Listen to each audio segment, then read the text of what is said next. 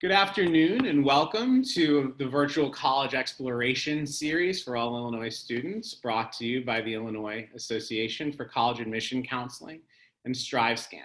My name is Joe Freeman. I'm the Director of College Counseling at Beacon Academy, and I'll facilitate this session, though I will very quickly turn it over to our presenters. A couple of housekeeping items very quickly.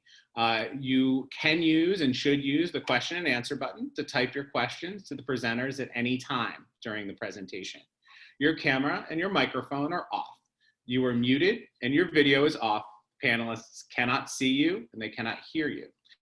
Please sign up for more sessions. This is one of many college presentations happening throughout September and October, and you can check out that full schedule at www.iacac.org. And a recording will be available. So all sessions are being recorded and will be available for you at www.iacac.org. So today we're excited to learn about 3 liberal arts colleges in Minnesota, and I will turn this presentation over to Emily Oberto from St. Olaf College. Hello, I'm going to share my screen, and while I do that, I believe Brian will give us some introductions. Good afternoon, everyone. My name is Brian Swan. I happen to represent Carleton College, and we're pleased to tell you all about 3 great liberal arts colleges in Minnesota: Carleton College, Macalester College, and St. Olaf College. I've been working at Carleton since the olden days of 2008, and I'm pleased to tell you all about our institution. I'm going to pass it on to my colleague Jace, who will introduce Macalester. Hello, my name is Jace Riggin. I use he, him, as well as they, them pronouns. And if you're joining from Illinois, I work with you. I am your admission officer. Thinking about Macalester, love working for Macalester. And I would turn it over to Emily to introduce herself and talk a little bit about St. Olaf. Hi, I might be having some issues with screen sharing. Jace, I'm not sure if you want to hop in, but hi, I'm Emily and I work at St. Olaf College.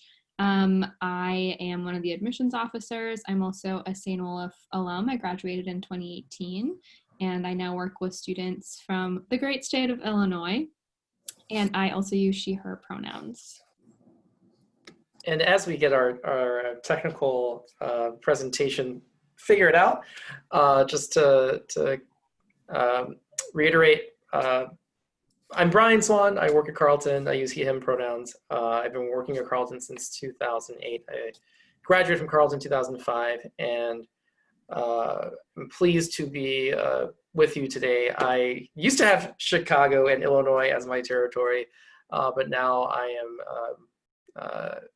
mostly in the international side, but I'm very familiar with the great schools of the state and the great students. So with that said, we're going to talk about our 3 institutions and leave some time for questions and answers at the end. I think before that, though, we do have something we want to share.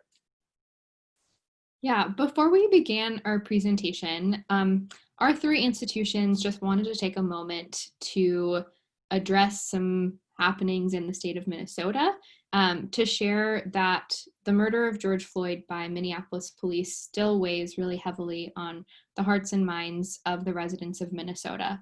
His untimely and cruel killing has not only impacted those in Minneapolis, but also the students, staff, and faculty at Carleton, Macalester, and St. Olaf. As we continue to grieve his death, Carleton, Macalester, and St. Olaf stand together in our desire to dismantle systemic racism and systems of oppression and clearly state that Black Lives Matter. In our shared grief and amid our call to national action, we have pledged to commit to action and to intentionally lead into challenging conversations about diversity, equity, and inclusion. We embrace that we are not perfect and that there's always more work to be done to eradicate racism on an individual and institutional levels. There's our goal as institutions to continue to build on and push ourselves further to realize a collaborative, inclusive, and diverse community at each of our institutions. This work also means honoring the Indigenous peoples of Minnesota, through acknowledging that our campuses are on the stolen and occupied homelands of the Dakota people. We do this in order to honor the continued thriving of Indigenous people in Minnesota and across all of North America, despite our shared history of colonialism. These are our institution's shared values. We also felt it was important to talk about Minnesota, George Floyd, and the Black Lives Matter movement because we are in Minnesota and it is our home, and we call it home and we think it's a great place to live. Some fun facts about Minnesota is that we have vibrant green spaces. There are more than 4,000 miles of paved bike trails, as well as 11,000 lakes in our home. We have a thriving arts community as well as a design hub. Minnesota is also known as the most generous state. All three of our campuses are located very near the Twin Cities metro area. It is a metroplex of 3.5 million people, robust public transit, and a renowned international airport. In Minnesota, you'll have the chance to explore many of the spaces honoring and celebrating the Indigenous people of Minnesota, like the Minneapolis Indian Center, as well as All My Relations Arts Gallery. Additionally, we have numerous state parks, which I enjoy taking my dogs to, an awesome camping scene, and the North Shore of Lake Superior. You'll notice that on this slide, a few of our Minnesota musicians appear: Prince, Lizzo, as well as Bob Dylan. They all have roots in Minnesota. Lizzo got her start at a recording studio in St. Paul and debuted first at First Avenue, a very popular performing venue in downtown Minneapolis, where Prince also performed and frequented. I would also like to share that Lizzo doesn't sing about any of the Texas football teams in her music. We have a killer punk scene in the Twin Cities, and our music venues and festivals are fantastic. Thinking a little bit more about Minnesota, you'll notice that it really is a great place to call home by some of these fast facts, and it's a great place to work. We have some of the biggest and most reputable medical and scientific and research facilities in the region as well as the country. Think Mayo Clinic down in Rochester. It's basically its own town, as well as the University of Minnesota. We have a vibrant artistic scene as well as a full cohort of sports teams.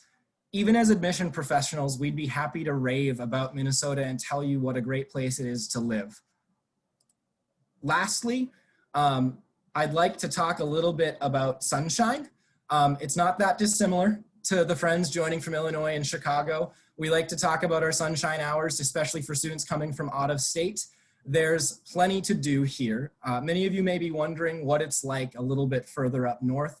And honestly, I've been to downtown Chicago and to the Bean in the heart of January, and I can tell you, you are ready for downtown St. Paul and Minneapolis, as well as the outskirts of the metro. I want to add that our skyscrapers have tunnels in Minnesota, and that is a completely cool thing that I haven't seen muchwhere else in the country. Now I'm going to turn it over to Brian at Carleton, and I just want to let you know that we'd be more than happy to answer any questions you have about Minnesota.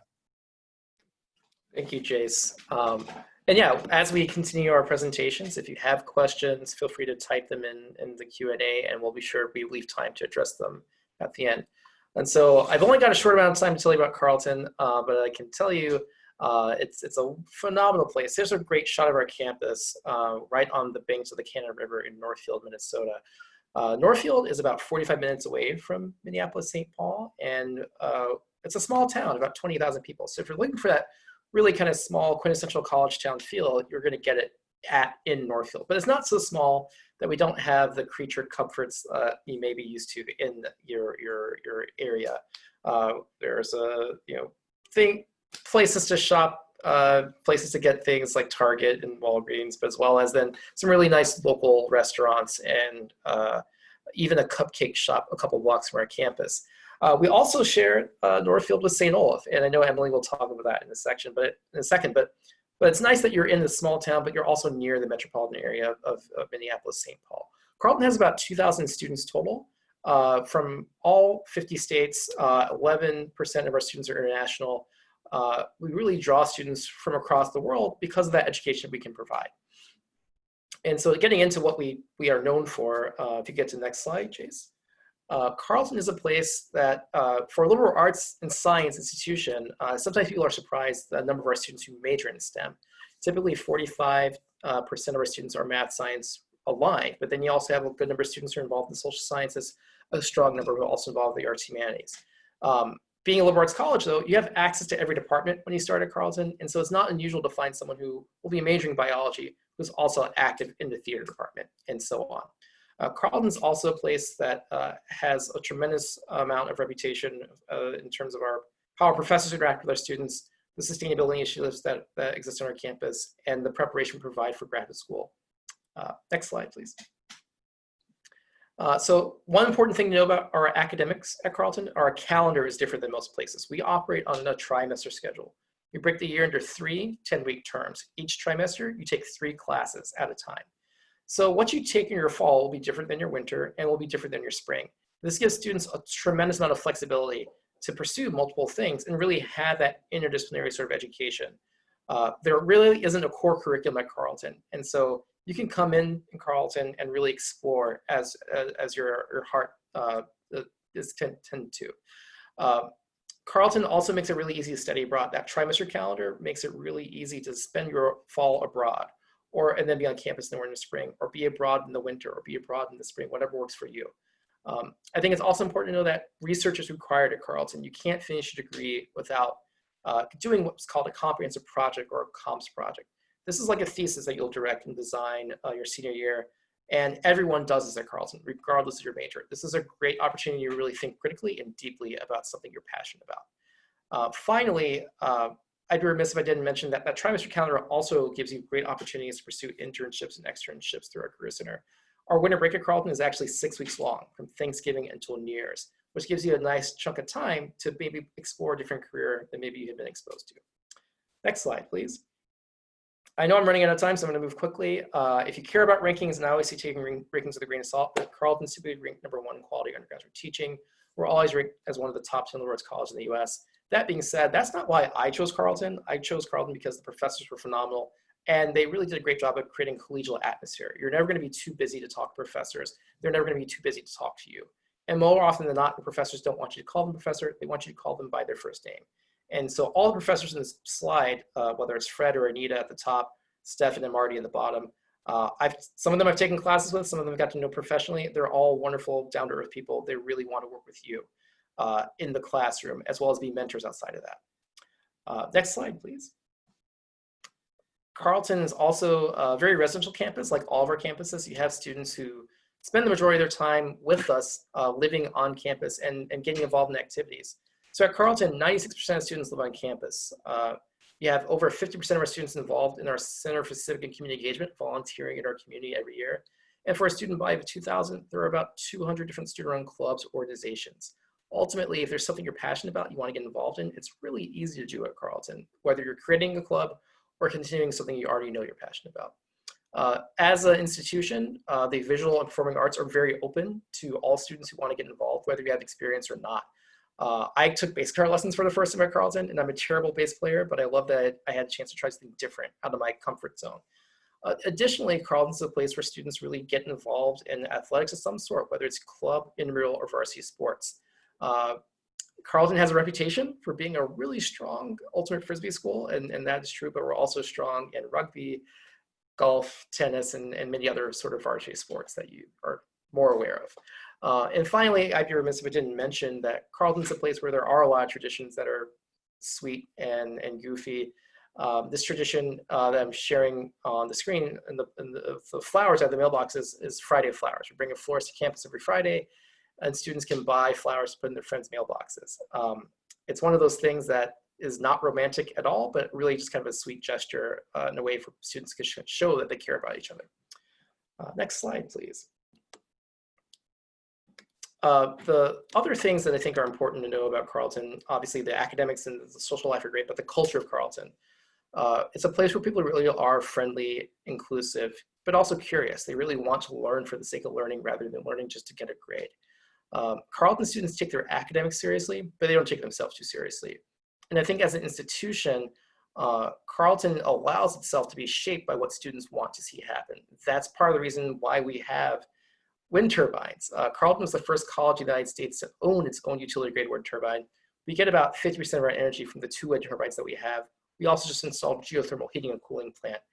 This is largely driven by what students want to see happen on campus. Next slide, please. If you do decide to apply to Carleton, you should know that the outcomes are pretty great. Usually that first year after graduation, maybe 20% of students go to grad school, and then 70% are going to enter the workforce right away. Within 5 years of graduation, more like 75% of our students go to grad school. And among liberal arts colleges from the period of 2012 to 2016, Carleton was #1 in the number of PhDs earned by its alumni. Next slide, please. If you do decide to apply to Carleton, know that we offer need-based financial aid for domestic and international students. We meet 100% of demonstrated need. We have early decision and regular decision application options, and there's no application fee to apply to Carleton. We'll be test optional this year, and we'll talk about that more at the end of the presentation. But now I'm going to stop talking and let Jace tell us about Macalester. Hello, everybody. Jace here from Macalester. Not far at all from Northfield, and up in the Twin Cities is Macalester. We're a liberal arts college at about 2,100 students. We are a mission-driven institution, and we're grounded in our values of academic excellence, multiculturalism, internationalism, and service to society. We're not afraid to say who we are, and in fact, our mission and values are the primary reason why many of our students said they ultimately chose to apply with and attend Macalester. Thinking about our campus community, in the most few incoming classes, roughly 35%, and this number has been updated since this slide was made, of our US students identified as Black, Indigenous, or people of color. And in our class of 2024, that number is at 41% of our US students. Additionally, 15% of Macalester students are the first in their families to ever attend college. And I'd like to add that our LGBTQ+ community is vibrant. Internationalism and global citizenship are not new values to Macalester. They're long-standing and enduring commitments. Our President Turk, who was a World War II veteran, returned to our campus and raised the UN flag from our central flagpole where it's flown since 1950. I know this doesn't seem like a controversial action today, but at the time, commitments of international cooperation were in fact very controversial, and Macalester saw this as an essential part of its values and its commitment to its mission. Lastly, and oddly, I'd like to mention about Macalester's spirit and mission is that we don't require our students to engage in a service project or have service hours in order to graduate. But what's incredible is that 96% of our most recent graduates reported doing some kind of civic-based engagement or volunteering work during their time at Macalester. We, like I said, are up in the Twin Cities. We are a fantastic place for internships as well as professional development. We have 17 Fortune 500 companies, as well as the state capitol and numerous nonprofits, as well as grassroots organization. Macalester offers on average about 300 different academic for-credit internship sites to our students per year. And I want to make sure that you know that these internship sites are not just available during the academic year, but are also available during the summer, and many of them are paid opportunities. There are 16 museums accessible from our campus by bus and light rail, such as the Minneapolis Institute of Art, as well as my favorite, the Walker Art Center, which you have to check out. You'll also be able to visit the Midtown Global Market in the Twin Cities, which is just off of Lake Street. It's one of my favorite places to get groceries, gifts, as well as different meals from Mexican, Middle Eastern, Vietnamese, and Swedish backgrounds. Macalester is an incredibly tight-knit, academically rigorous liberal arts college, and we ask a lot of our students, just like our other institutions here. At Macalester, our students have the ability to pop the bubble. They have the ability to step outside and call the Twin Cities their second home. Thinking about the academic advising and preparation and majors we have at Macalester, we have 39 majors, 40 minors, as well as 10 concentrations. Don't worry, you won't have to navigate those alone. You will have an advisor from day one. I briefly want to touch on our concentrations that we offer our students. These are a distinctively Macalester feature of our curriculum, and they highlight the unique interests between our students, our faculty, and our staff. Concentrations float between majors and minors, and they're created out of those student interests and bring to the forefront the issues and disciplines that matter most at Macalester right now. Human rights and humanitarianism, as well as community and global health and urban studies, are three of the most popular concentrations at Mac. In terms of our distribution requirements, the two I most want to touch on are in relation to our mission. They are ultimately rooted in the liberal arts curriculum and encourage our students to explore first our internationalism requirement, which asks students to explore the culture, the politics, the history, the language, and the geography of a particular region. This can be accomplished through an approved course or a study away experience. The second very Macalester course that we require in relation to our mission is U.S. Identities and Differences. This is a set of 20 courses students choose from to engage in an interdisciplinary conversation under the supervision of a professor about the history of who's benefited at whose expense within the United States. A little bit more about what our students have the opportunities to be involved in. We're a Division III athletics institution, and we provide opportunities for our students to firmly be involved in their academics as well as athletics. If you're interested in learning more about athletics at Macalester, I encourage you to visit the athletics department webpage at Mac, as well as our partner schools on this presentation today, and check out the Recruit Me section. It's a great way to have our athletic teams get in touch with you.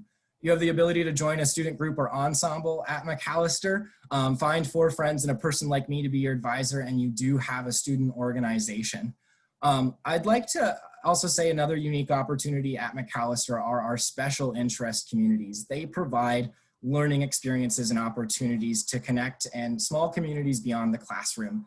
Rising sophomores, rising juniors, and rising seniors may apply for various housing opportunities during room selection. Before I turn it over to my friend at St. Olaf, I just want to mention some of the outcomes and return on education associated with a Macalester education. Within the first 5 years of graduation, on average, 60% of Macalester alumni either already have or are in the process of pursuing a master's or doctoral degree. This is in part because we're lifelong learners and because we have a fantastic career exploration office. In a typical year, 95% of our students are employed, continuing their studies, or doing an internship or fellowship within 6 months of graduating. And over 90% of those employed tell us that it's in a field congruent with their interests. Thank you so much for joining me for Macalester. I'm going to pass it on over to Emily. Feel free to ask us any questions. We'd be happy to be in touch. All right, thanks, Jace. So here's a picture of our beloved hill at St. Olaf, which, as Brian mentioned, is located in the same town as Carleton College in Northfield, Minnesota. If you want to pop to the next slide, I'll talk a little bit more about St. Olaf, which is a community of about 3,000 students. And our students come from all over the country and all over the nation.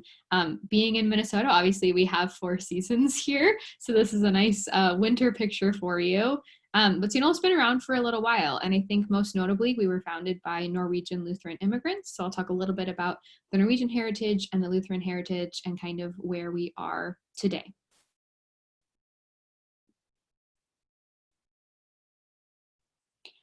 Kicking things off, a lot of people choose St. Olaf actually for the academics. Olis are, we call ourselves Olis.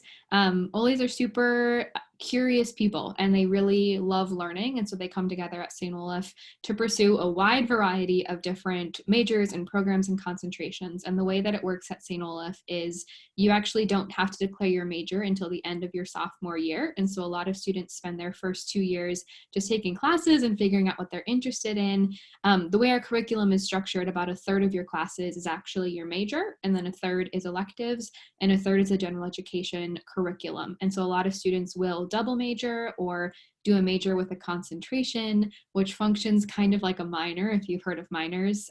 We have concentrations at St. Olaf, which are interdisciplinary. So the whole curriculum at St. Olaf is super interdisciplinary and really encourages that cross-study and cross-focus.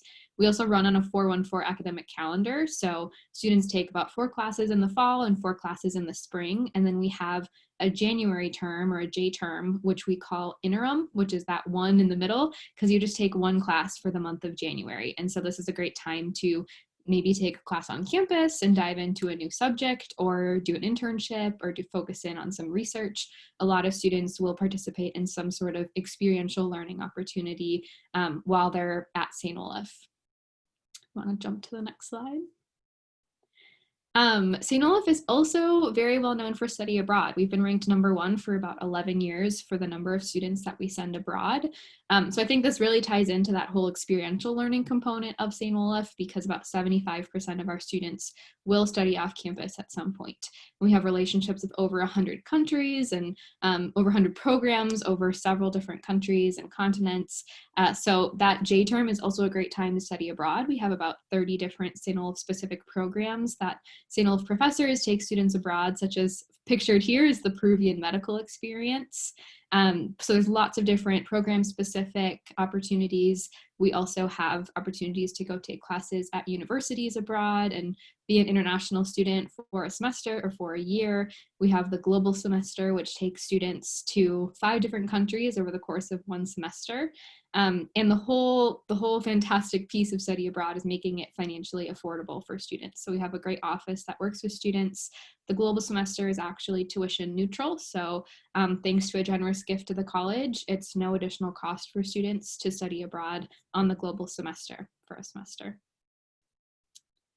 And then on the other side of things, we also have a super close-knit community on campus. So it's kind of funny because a lot of students do study abroad, but the beauty is that they come back to campus and they really bring those experiences and perspectives back to the community. And 95% of students live on campus all 4 years.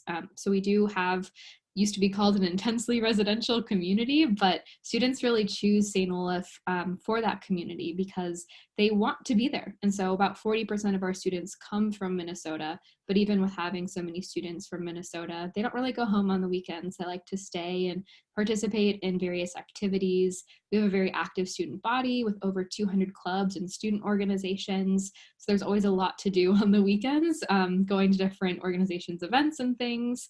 This is our one dining hall on campus called Stav Hall, which is really the heart of campus. And that's where students kind of cycle through and see their friends. And we have pretty good food too. I think that's another reason people choose St. Olaf. So there is this really tight-knit sense of community with everybody living on campus and near campus. Just a little bit more about the student body. So with 40% coming from Minnesota, we have 10% of our students are international students. And then we have students coming from all 50 states in the country. So like I said, there's a lot of blending of diverse ideas as students are coming to campus. I'll let you read through this slide, but right now we have about 22% domestic students of color, which is a population that's been growing by about 1% each year on campus. So as our student body is becoming more diverse, reflecting the world around us, I think our institution is also working to keep up with that and keep up with the students that we have coming to campus. So we do offer support for those students in a variety of ways, including different mentorship programs, student orgs. We have the Taylor Center for Equity and Inclusion on campus, the Dean of Students office. So the student body has really come a long ways and also still has a long ways to go as we are working to make ourselves a better campus community. Some other things that, again, students are super involved on campus. So St. Olaf is really well known for our fine and performing arts. We are one of 3 liberal arts colleges in the country that's fully accredited in all 4 areas of art: dance, music, theater, and studio art. So you can major in any of those areas, or you can also just participate in any of those areas, because all of our ensembles and productions and scholarships are open to students regardless of major. So we do have 18 different official music ensembles. We have 8 choirs, 2 orchestras, 2 bands, and 3 jazz ensembles. And that's just officially. So those are the department-led ensembles. We also have tons of additional student groups and things like that. We have 5 departmental theater productions every year. One is always a large main stage musical, and one's a smaller black box show, 2 dance companies, and just a ton of additional opportunities. This is taken from our Christmas festival, which is where the Norwegian heritage kind of comes into play because they serve Norwegian food for the 4 days that the Christmas festival is taking place. And as we move into the next slide, about a third of our students participate in music, a third of them are majors, and then I would also say about a third of our students participate in varsity athletics or athletics in some way. So we have 26 different varsity sports. We are also a Division III school, so we do compete against both Macalester and Carleton for athletics. And then we have 13 club sports like hockey and rowing. And then about 3/4 of our student body participates in intramurals, which is St. Olaf students playing against other St. Olaf students. And we have everything you would expect from basketball and soccer to broom ball and inner tube water polo. So there's lots of fun ways to get involved.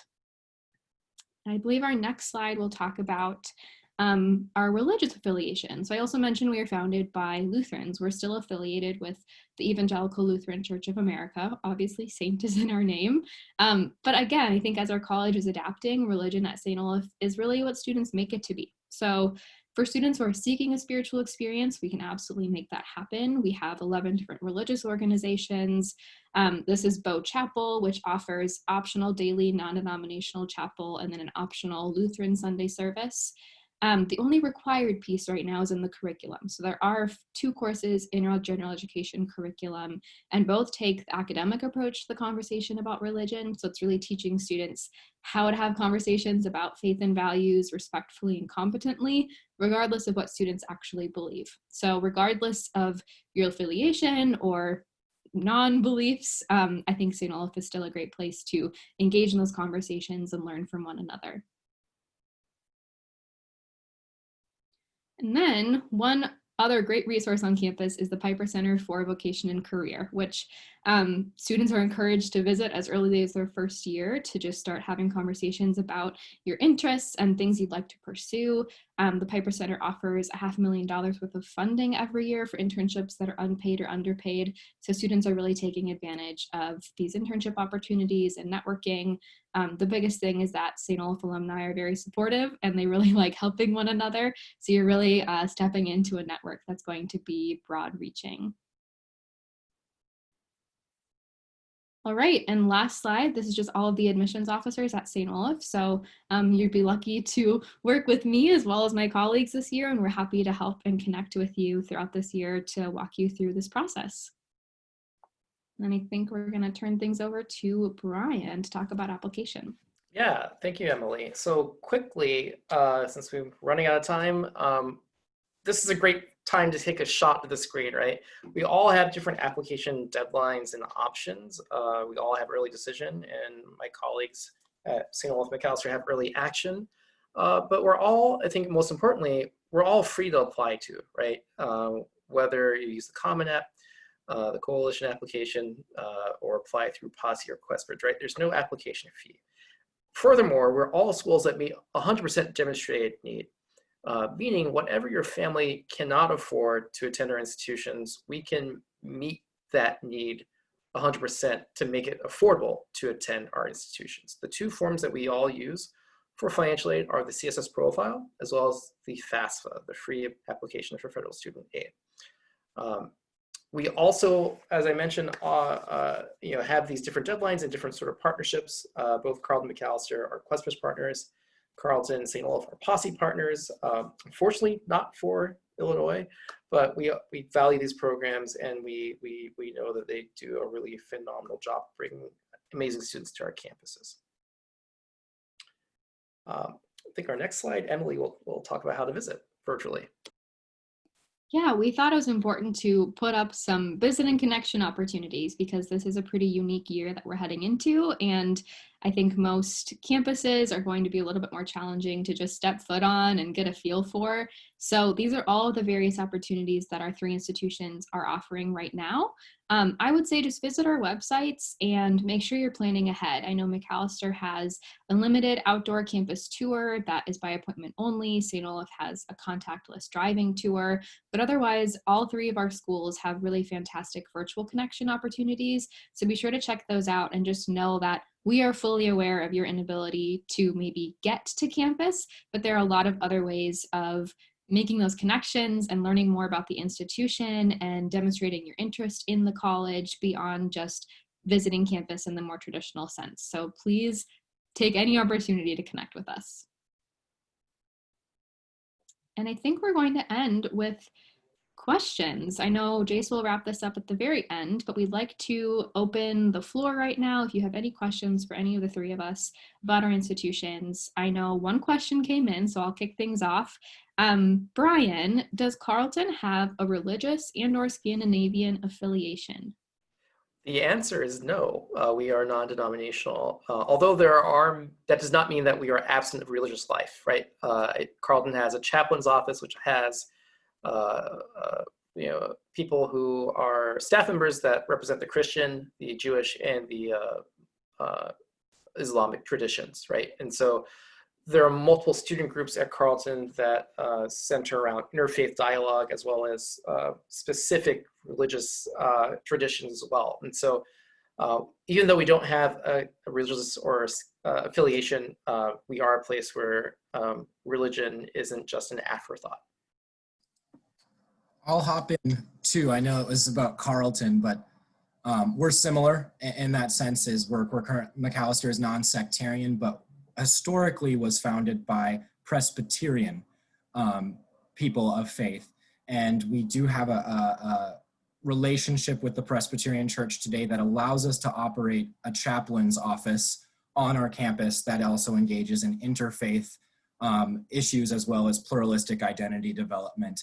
Macalester is really excited to share that we just hired a full-time Muslim chaplain on our campus. And so we offer students from Jewish, Protestant, Catholic, as well as Muslim backgrounds, full-time chaplains, as well as various worship opportunities in the Twin Cities. All of our institutions are very similar in our approach and work to faith and interfaith work. Definitely, yeah.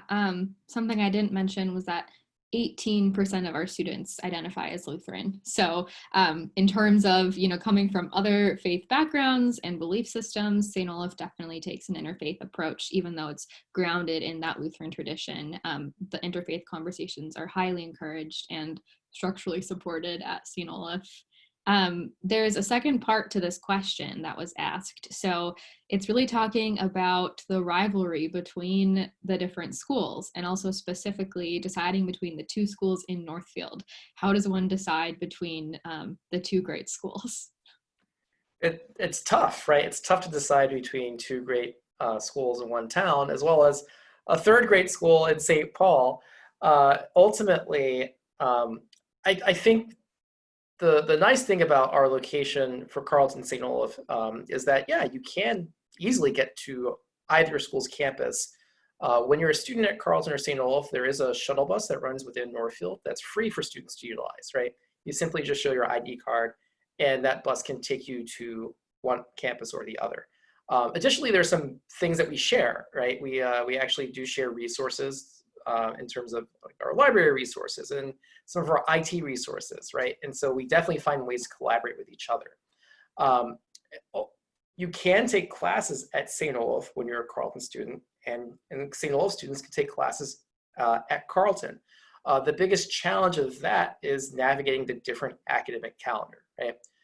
When I was a student at Carleton, I did take a class at St. Olaf, but it started later than my winter term at Carleton had begun already. So you just have to navigate some of those roadblocks, but it is possible to certainly take advantage of both institutions, whether you're at St. Olaf or whether you're at Carleton.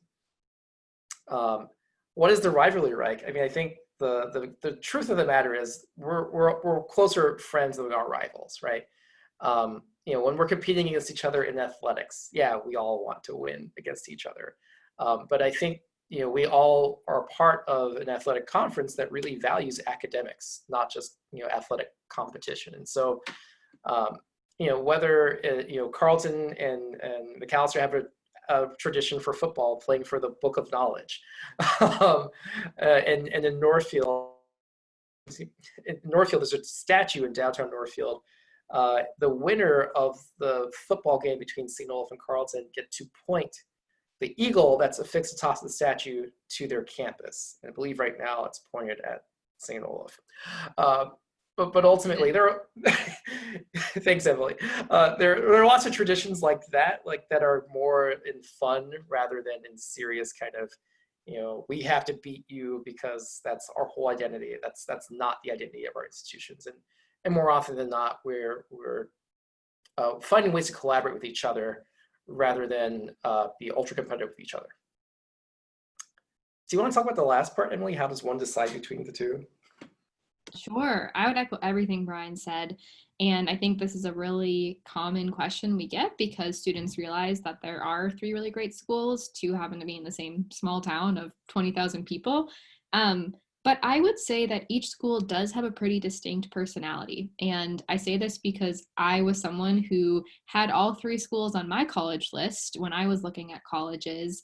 And fortunately, I was able to visit each campus, but I think the value of that is connecting with the students who go to these colleges. So that's something that you can easily do on your own time, is just schedule one-on-one conversations with current students. I know all of our colleges would be willing to make that happen, and interview them to find out more about their experiences and learn more about how they get involved, what they do in their free time. Obviously, figuring out which schools' academic opportunities are appealing to you and things like that. Because I think they all have really amazing offerings, but I do think that when it comes to looking at a college, it's really about finding the right fit for you and looking for your community that feels like a good community to you. And that's going to be the best decision you can make for yourself. Jace, do you want to add to that? I would agree. It's a lot about fit, and sense of belonging, I think, is another way to think about fit, because there isn't the perfect fit college for you. There's various colleges that will provide a really strong sense of belonging for you. And why do we present together? We are very similar colleges, but we're different. And we like presenting with each other because we have similar values, and we love Minnesota. And we think that you'll likely find a nice niche at our institutions. But we do know that we're slightly different between our locations, to our programs of offering, to our founding and in our heritage and history. Those were all unique, fun pieces. I don't have anything else other to add than please check out our virtual programming. We do understand it's difficult to physically visit right now, and all of us are trying to provide virtual programming to you through different formats. So, also the rivalry is fun. Like, I would just say, I do want to talk one more time. Sorry, Emily. We're different in the Midwest. You will find that their academic competition is collaborative. It is a sense of seeking to know what the other knows. And so when I was bumping into Ollie's and students at Carleton, it was a deep intellectual exchange and some friendly rib jabbing. It is not at all it is not at all hyper competitive to the point of not talking to one another. In internships, we're seeking to have each other's back is kind of how it rolls. And so I'll stop there. It's a fun type of collaboration. Absolutely. We call it a friendly sibling rivalry. You love your siblings, you bicker a little bit, but deep down, there's that connection. Well, I don't see any more questions coming through, but our contact information is up on the slide if you would like to reach out to any of us, and we're happy to answer further questions for you.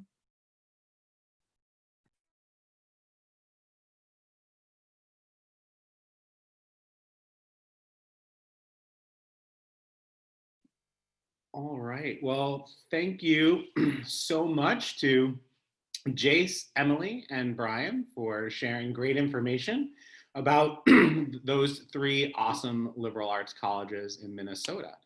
And we're just going to wrap it up right now by saying, again, thank you so much for joining us. There's a quick survey, and so after you close this window, a very quick 4-question survey will appear. Please do fill that out for us. please sign up for more sessions. Again, these go throughout September and October, and you can check that schedule at www.iacac.org. And this recording will be available next week. So all sessions are being recorded. They will be available at that same website, www.iacac.org. Thank you so much for your time and have a great day. Thank you.